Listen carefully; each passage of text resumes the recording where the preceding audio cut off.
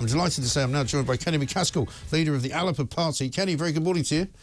Good morning. How are you doing? That was quite an occasion. I was very pleased that I was able to attend it. I was able to be invited to it at St Giles Cathedral, a magnificent place. And you were the star of the show, really, in many ways. I heard I was sitting at the back with some of your former colleagues from the SNP, and even they were cheering you on at the end.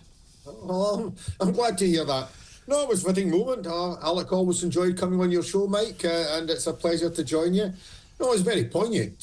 These things are always very sombre, but it was always going to be uplifting. We had the family service for close family and friends up in Stricken, where he had lived for the last 40-odd years. So, as I say, this was a chance for people to celebrate his life, and I think the thousands that turned out showed just how impressive he was and how, you know, the mark he made. Yes, absolutely right. And the service itself was a really good mixture, I think, of all of the things that he would have liked. You know, he had a beautiful speech from his niece.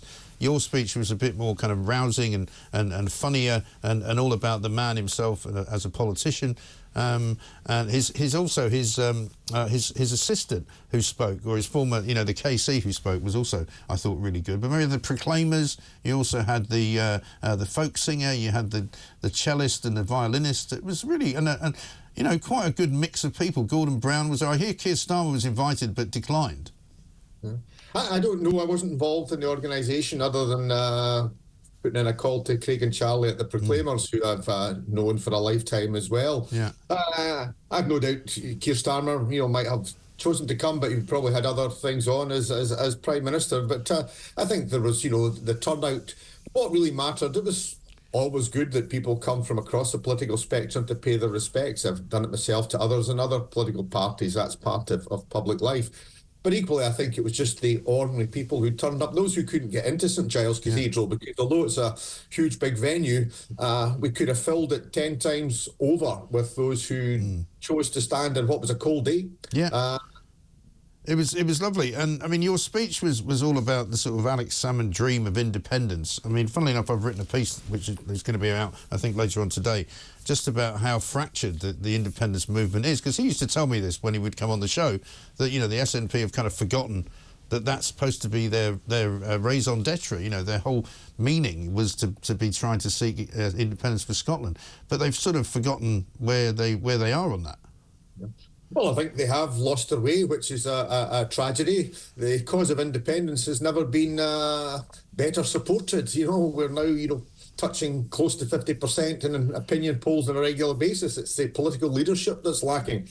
When I was persuaded to join the SNP by Alec over 45, approaching 50 years ago, independence was something that was viewed as, you know, perhaps would be very nice, but it just wasn't going to happen. A bit like Scotland perhaps winning the World Cup. Yes, we'd like to see it, but it ain't coming. And people who were involved in the nationalist movement were viewed as a fringe, and often those supporting it as viewed as rather quirky.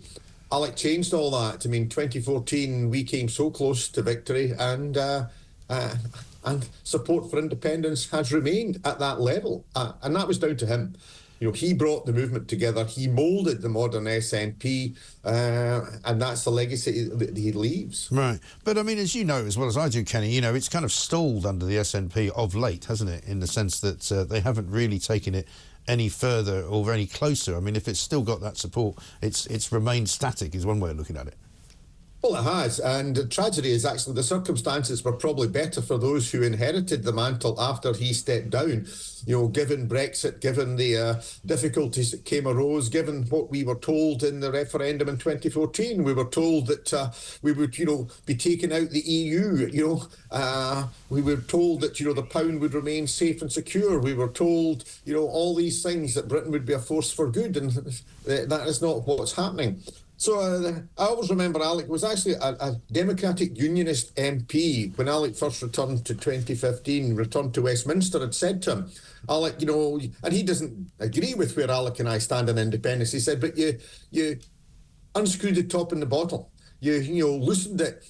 All that needed to be done was to further unscrew it. The problem was that since Alex stepped down, the SNP have failed to do that, obsessing about issues that have simply divided the country, never mind the movement. and simply failing to grasp the chances that were there. Yes. And that's why we go again. And other people, I suppose, have said in the wake of what happened over the weekend and in the wake of your speech that, you know, the independence movement has to be more united. And I wondered when I saw Stephen Flynn kind of cheering you on, whether that means that, you know, you guys are going to have some kind of rapprochement in some way. Well, I think that's really up to them. I mean, when I left the SNP along with Alec after decades of service, we did so. We put out a hand of friendship to the SNP in 2021, but they snubbed it and rebuffed it. Actually, the outcome would have been far better for Scotland had they done so. We would have provided a nationalist and independent supporting majority in the Scottish Parliament. But it was Nicola Sturgeon and her successors who have refused that. So, you know, yes, the movement is better united. I saw an article from Jim Sillars, who was a good friend of both myself and Alex Salmond, making that call. But it takes two to tango, Mike. And so far, you know, the position of the SNP leadership has been to damn Alex Salmond, which is entirely unacceptable, because not only do we unite for independence, there also has to be justice for his memory, because what was carried out against Alex Salmond was a calumny. Yeah, and David Davis and I had a conversation about that, and he's certainly involved in making sure that that name perhaps can be cleared in one way, shape or form. But listen, great to talk to you, Kenny, and thank you very much for coming on. We'll see you soon. Kenny Macaskill, their leader of the Alba Party, who was speaking over the weekend at the Alex Salmond Memorial. Julie Hartley-Brewer's here. Very good morning. Very good morning to you. Yes, it sounded like there was a good send-off. It was amazing. Suitably, I'm so glad. You know, when you do something like that and you go, it was a real struggle to get there and back, but I just thought, I'm so glad I came. Yeah. It was lovely. Yeah. Really well, you know, I both loved him, absolutely. Yeah, absolutely. amazing.